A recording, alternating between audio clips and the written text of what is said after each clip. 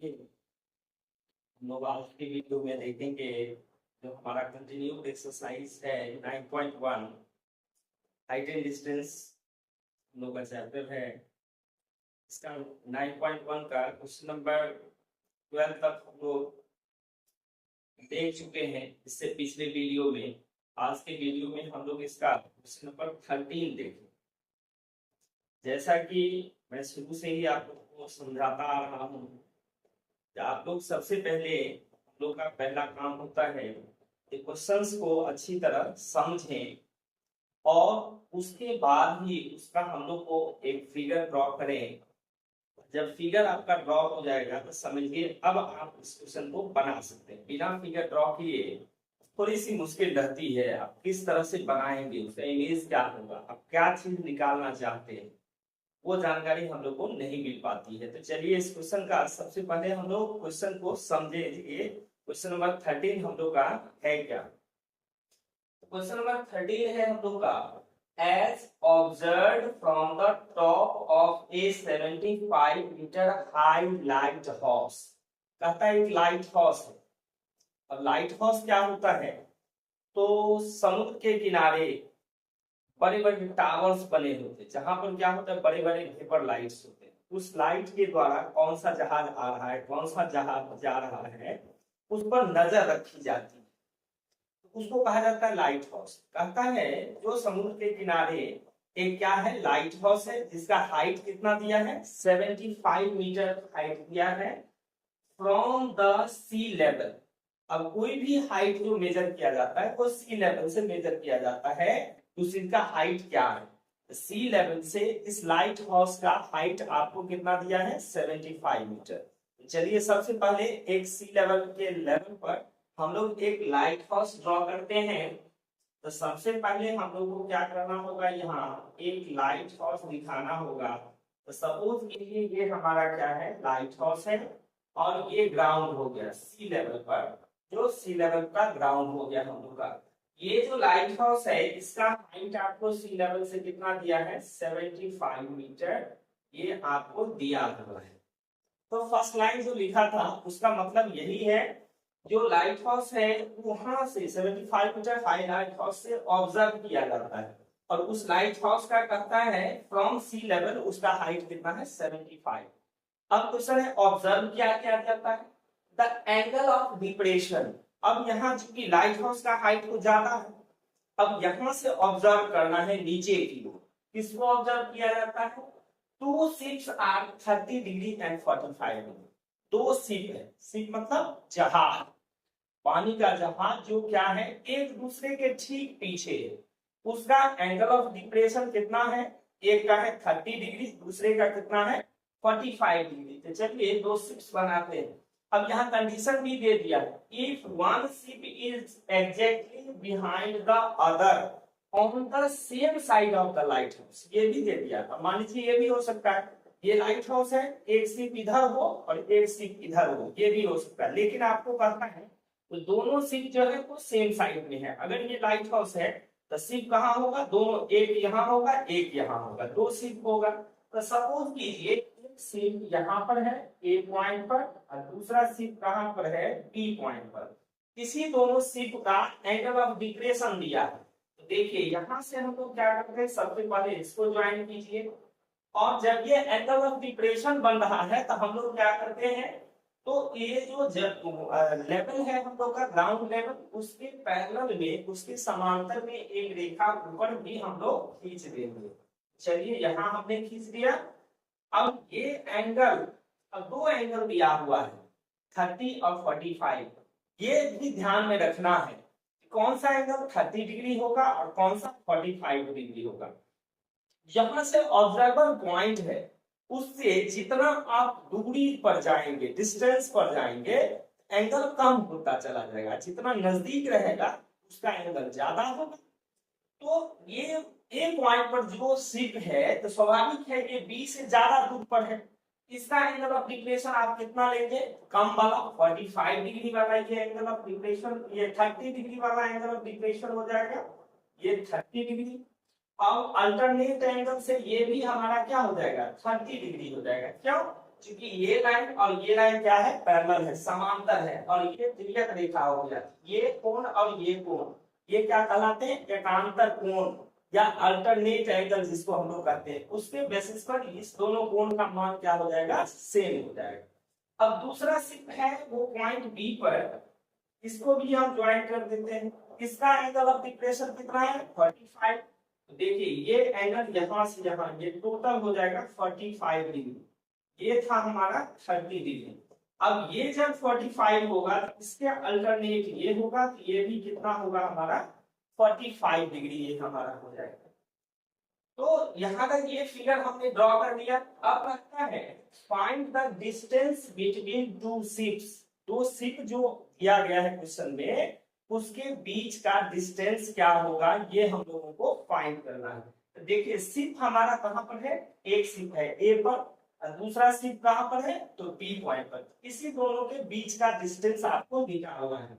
तो चलिए जो निकालना है उसको हमने क्या मान लिया, x मान लिया। तो दोनों शिप के बीच का डिस्टेंस क्या है, x। तो इस पॉइंट सब को लिख लीजिए ए बी, इस पॉइंट को हम C मान लेते हैं, इसको हम क्या मान लेते हैं, तो D पॉइंट मान लेते हैं। तो आप देखेंगे थीटा वाला दो ट्रायंगल बन रहा है, एक DCB और दूसरा ट्रायंगल बन रहा है DCA। एक बड़ा वाला ट्रायंगल, इसमें थीटा 30 होगा, छोटे वाले ट्रायंगल में थीटा कितना होगा, 45 डिग्री। तो हमको ये x निकालना है। अब ये BC का भी वैल्यू हमको नहीं पता है, इस BC को हमने क्या मान लेना है, तो कोई भी टर्म आप मान लीजिए, इसको हमने x माना है, इसको y मान लिया। तो हम लोग मान लेते हैं यहाँ लेट, यहाँ मान लेंगे लेट डिस्टेंस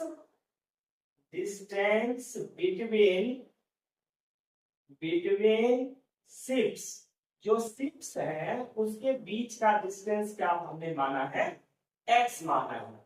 और ये BC का वैल्यू, इसको हमने क्या माना है, y माना है। अब इसमें क्या होगा, जो छोटा वाला ट्रायंगल पहले हम लोग लेंगे, उसमें क्या होगा, जो परपेंडिकुलर आपको दिया हुआ है, क्योंकि एंगल हमारा ये है, इसका सामने का ये परपेंडिकुलर हो गया, परपेंडिकुलर दिया है। बेस आपको निकालना है p by B, tan theta या कॉट थीटा, इस दोनों में से किसी एक का फॉर्मूला हमको यूज करना है। तो चलिए ये ट्रायंगल सबसे पहले हम लोग लेते हैं, लिखेंगे ए ट्रायंगल कौन सा, DCB। ये हमारा DCB हो गया। अब यहाँ क्या लेंगे, टेन थीटा, तो थीटा यहाँ क्या होगा 45 degree is equals to, formula होता है p बाई बी। इसके लिए परपेंडिकुलर देखिए कौन सा है, तो परपेंडिकुलर है DC और बेस कितना है, BC। अब tan 45 का वैल्यू कितना होता है, इसका वैल्यू हो जाता है 1। और DC आपको दिया हुआ है 75 और BC को हमने क्या माना है, y। अब हम लोग क्या करेंगे, 1 का मतलब होता है 1 बाई 1, क्योंकि हम लोग जानते हैं कोई भी नंबर होगा तो उसके नीचे में 1 छिपा हुआ होता है। अब क्रॉस मल्टीप्लाई इसको कर ले आप, तो y को 1 से मल्टीप्लाई करेंगे तो ये हमारा होगा y, और 75 को 1 से, ये 75 मीटर। मतलब इस बी पॉइंट पर जो शिप है उसका इस लाइट हाउस से डिस्टेंस क्या हो गया हमारा 75। ये भी हो सकता है, जो कहेगा आपको क्वेश्चन में दोनों शिप का उस लाइट हाउस से डिस्टेंस बताइए कितना होगा। तो जो बी पर शिप है उसका लाइट हाउस से डिस्टेंस हमने y माना था, और y इक्वल टू क्या हो गया 75। हो सकता है इस क्वेश्चन में आपको वो भी पूछ सकता है, तो वो आंसर हमारा क्या हो जाएगा 75 मीटर। लेकिन in this question we have to find the value of x, that is the distance between two ships। तो शिप के बीच का डिस्टेंस जो है वो हम लोगों को फाइंड करना है। हम देखते हैं बहुत सारे लोग क्या करते हैं, चलिए सर ये बहुत अजीब टाइप का क्वेश्चन है, इसमें क्या करता है हमको समझ में नहीं आता है। तो मैं उनको लिए यही कहना चाहूंगा, आप सबसे पहले उस क्वेश्चन को पढ़े समझे। आप नहीं समझ रहे हो इसलिए आप कर रहे हो, जो उसमें क्या कर रहा है वो समझ में नहीं आ रहा, उसके लिए आपको समझना पड़ेगा, तो उसको ध्यान से आप समझे। यहाँ हम लोग को y इक्वल टू 75 आया, अब हम लोग को x का वैल्यू फाइंड करना है। उसके लिए अब दूसरा थीटा वाला ट्रायंगल, अब इसमें ये ट्रायंगल आप कहिएगा ABD क्यों नहीं लेंगे, उसमें तो थीटा दिया हुआ है। तो भैया वो आपको राइट एंगल ट्रायंगल होना चाहिए, ये भी ध्यान रखना है। तो ABD जो ये ट्रायंगल आप देख रहे हैं छोटा वाला, वो राइट एंगल ट्रायंगल नहीं है। राइट एंगल ट्रायंगल होगा ACD। आपको क्या लेना होगा? ACD लेना होगा। चलिए अब इस ट्रायंगल में आते हैं। इन ट्रायंगल कौन सा? ACD। अब ACD में देखिए थीटा कितना है? 30 डिग्री। यहाँ पर टेन थीटा कितना हो जाएगा? 10 30 डिग्री। Perpendicular by base. अब इस ट्रायंगल के लिए ध्यान से देखेंगे, इस ACD ट्रायंगल के लिए परपेंडिकुलर हो गया DC, ये DC परपेंडिकुलर, और बेस क्या होगा? तो बेस होगा C से A तक का total length, that is CA या AC, ये बेस हो गया। अब 1030 का वैल्यू, 1030 का वैल्यू कितना होता है? 1/√3। तो चलिए इसका वैल्यू हमने ले लिया 1/√3। ये हो गया। DC कितना है आपको? 75 मीटर। और AC क्या है? AC है x प्लस y। अब ये कितना हो जाएगा? 1/√3 is equal to 75 by x plus y। y का वैल्यू देखिए हम लोगों ने पहले ही निकाल लिया है। y कितना है हमारा? 75। ये हो गया आपका 75। अब इसको क्या करना है? हमको क्रॉस मल्टीप्लाई करना है। इसको 1 से मल्टीप्लाई करेंगे, ये हो जाएगा x प्लस 75 और √3 को 75 से, ये हमारा हो जाएगा 75√3। अब चूंकि x का वैल्यू निकालना है, x को इधर ही रखेंगे और 75 को हम लोग दूसरी ओर ले जाएंगे। यहाँ हो गया हमारा x इक्वल्स टू 75√3, ये प्लस था ये माइनस हो जाएगा। अब दोनों तरफ देखिए, इसमें है 75√3, यहाँ है 75, तो दोनों में कॉमन आएगा। क्या आएगा? 75। तो 75 हमने कॉमन ले लेना है। इसमें बच जाएगा हमारा √3 और इसमें बचेगा 1।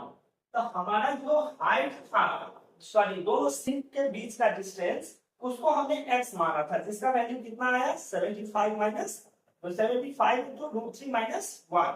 अब हम लोग लिख देंगे therefore distance between two ships, दो शिप के बीच का डिस्टेंस, मतलब दो शिप, दो जहाजों की बीच की दूरी, वो कितना निकल गया हमारा? 75 इंटू √3 माइनस 1, कितना? मीटर। मीटर लिख देंगे, क्योंकि हम लोग को हाइट दिया हुआ था मीटर में, इसका मतलब जो भी वैल्यू निकलेगा वो क्या होगा? मीटर में। ये भी आपको ध्यान में रखना है, जो किस यूनिट में दिया हुआ है, हाइट है या डिस्टेंस है, वो मीटर में दिया है, आप मीटर में कैलकुलेट करेंगे। वो सेंटीमीटर में दिया है, सेंटीमीटर में करेंगे। किलोमीटर है, किलोमीटर लिखेंगे। मे भी ऐसा भी हो सकता है कि कोई एक चीज का वैल्यू आपको मीटर में देगा, दूसरा सेंटीमीटर में। तो वहां क्या ध्यान रखना है हम लोग को? जो एक दूसरे को किसी एक यूनिट में लाना है, या तो मीटर को सेंटीमीटर में बदल दीजिए, या सेंटीमीटर को मीटर में बदल दीजिए, या किलोमीटर और मीटर है, किलोमीटर को मीटर में बदल दीजिए, या मीटर को किलोमीटर में बदल दीजिए। तो सेम यूनिट में हमेशा कैलकुलेशन करनी है। यहाँ इस क्वेश्चन का हम लोग को निकल गया दोनों शिप के बीच का डिस्टेंस। हाँ, एक चीज और था इसमें, इस क्वेश्चन में और क्या पूछ सकता है? एक तो पूछा दोनों शिप के बीच का डिस्टेंस, दूसरा पूछ सकता है दोनों शिप का इस लाइट हाउस से डिस्टेंस क्या होगा। एक शिप जो है बी पर, उसका तो डिस्टेंस कितना हो गया? y, जिसका वैल्यू हमको पता है 75। दूसरा जो शिप है ए पर, उसका इस लाइट हाउस से डिस्टेंस क्या होगा? तो y प्लस x होगा। दोनों को ऐड करना होगा, ये y का वैल्यू और ये x का वैल्यू, दोनों को फिर से ऐड करना होगा, तब हम लोग को निकलेगा कि एक पॉइंट पर जो शिप है उसका लाइट हाउस से डिस्टेंस क्या होगा। इसलिए मैं आपको फिर से ये बताना चाहता हूं कि आप निश्चित रूप से क्वेश्चन को सावधानी पूर्वक करें, उसमें कोई जल्दबाजी ना करें।